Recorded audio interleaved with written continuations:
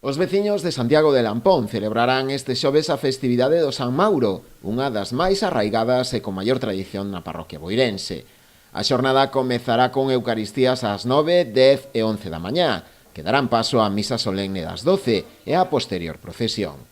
Xa pola tarde os actos relixiosos terán continuidade ás 5 e ás 6, mentres que ás 7 haberá novamente unha misa solemne e unha procesión que rematará con fogos de artificio e unha chocolatada. Unha festa que nesta parroquia de Santiago de Lampón podemos dicir que xa se celebra dende tempo inmemorial. San Mauro foi sempre un santo que tivo moitísima devoción, non solamente nesta parroquia, sino tamén nas parroquias veciñas. E prova diso, pois é que hai unha aldea da parroquia de Santiago de Lampón que leva o nome de San Mauro.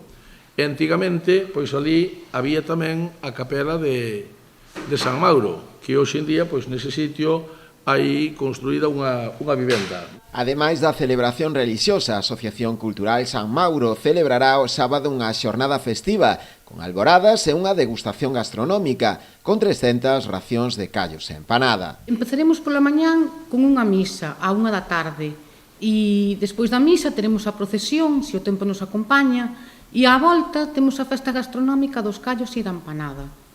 Nesa festa gastronómica amenizaránola as asociacións de Xil Barbeira e Pedra da Aroña, cos seus bailes tradicionais. Pola tarde terá lugar un serán tradicional, con 16 agrupacións participantes, que culminará cun concerto de Ailá e unha gran queimada. A festa terá lugar no Pazo de Goiáns, onde se habilitará unha carpa ante as malas previsións meteorolóxicas previstas.